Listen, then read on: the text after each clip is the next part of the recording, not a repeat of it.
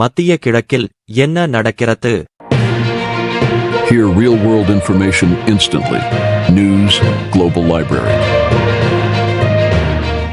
லெபனானிய போராளிகளுக்கும் இஸ்ரேலுக்கும் 60 நாள் யுத்த நிறுத்தம் ஒன்று கைச்சாத்திடப்பட்டதை நீங்கள் செய்திகள் ஊடாக கேள்விப்பட்டிருப்பீர்கள். இருப்பினும் ஆங்காங்கே இஸ்ரேலிய யுத்த நிறுத்த மீறல்கள் நடந்து கொண்டே இருக்கிறது. இதனால் தற்போது காசா போராளிகள் தனிமைப்பட்டுள்ளமை மறுப்பதற்கு இல்லை. அதாவது லெபனானிய போராளிகள் ஒரு வகையில் அமைதி பேணுவதால் இஸ்ரேல் தனது அத்தனை அத்துமீறல்களையும் காட்டுமிராண்டி தாக்குதல்களையும் காசா மீது செய்து வருகிறது. இருப்பினும் காசா போராளிகள் இறைவன் மீது நம்பிக்கை வைத்து மிக பலமான எதிர்த்தாக்குதல்களை இஸ்ரேல் மீது செய்து வருகின்றனர். தற்போது நடத்தப்படும் தாக்குதல்கள் சிலவற்றுக்கு எகியா சின்வார் பெயர் விடப்பட்டிருந்ததாக அல்ஜெசிரா தொலைக்காட்சி குறிப்பிடுகிறது. எகிப்துக்கும் காசாவுக்கும் இடையில் பொத்து கோரிடோர் பகுதியில் காசா போராளிகள் இஸ்ரேலிய படைகள் மீது அதி உச்ச தாக்குதல்களை சென்ற 2 நாட்களுக்கு முன் நடாத்தியிருந்தனர். இதனை அவதானித்த சர்வதேச போர் ஆய்வாளர்கள் எகியா சின்வர் மரணித்தும் லெபனானிய போராளிகள் இஸ்ரேலோடு அமைதி காத்த நிலை இருந்து கூட காசா போராளிகளின் வலிமை ஒரு அளவேனும் குன்றவில்லை என்பதையே இத்தாக்குதல்கள் காட்டுகிறது.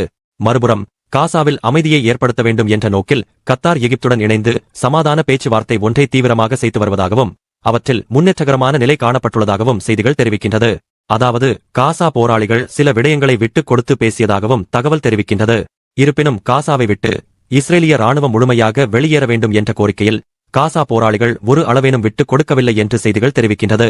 இவற்றுக்கு மத்தியில் நான் ஆட்சிக்கு வந்த பிறகு இந்த காசாவின் போரை உடனடியாக நிறுத்துவேன் என்று கூறிய டொனால்ட் ட்ரம்ப் தற்போது ஹமாஸுக்கு அதாவது காசா போராளிகளுக்கு எச்சரிக்கை விடுத்துள்ளார். நான் ஜனவரி 20 அமெரிக்காவின் அதிபர். நான் பதவியை பாரம் எடுப்பதற்கு முன் காசா போராளிகள் பணைய கைதிகளாக பிடித்துள்ள அனைவரையும் விடுதலை செய்ய வேண்டும்.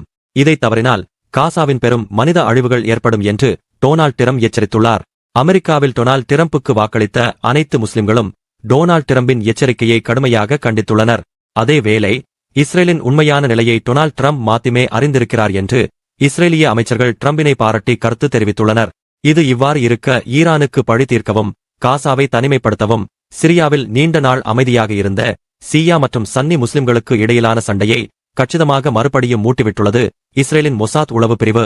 இதனால் அமைதியாக இருந்த சிரியாவின் அலப்போ நகரம் திடீரென்று துருக்கியின் ஆதரவு பெற்ற படையொன்று புதிய பெயரோடு அலப்போ நகரத்தை திடீர் தாக்குதலுக்கு உள்ளாக்கி பல பகுதிகளை கைப்பற்றியுள்ளது. இக்குழு சிரியாவில் இன்னும் முன்னேறி வருகிறது. இதனால் ஆத்திரமடைந்த ஈரான் தனது சியா நட்பு நாடான சிரியாவுக்கு ஆயுதக் குழுக்களை அனுப்ப தயாராகி வருவதும் ஈரானுக்கு ஆதரவாக சிரியாவில் வான்வெளி தாக்குதல்களை நடாத்த ரஷ்யாவும் தயாராகி வருகிறது. இதனால் ஈரானின் பார்வையை காசா விட்டு திசை திருப்பி காசாவை இலகுவாக கைப்பற்றலாம் எனும் இஸ்ரேலிய திட்டம் அரங்கேற்றப்படுகிறது.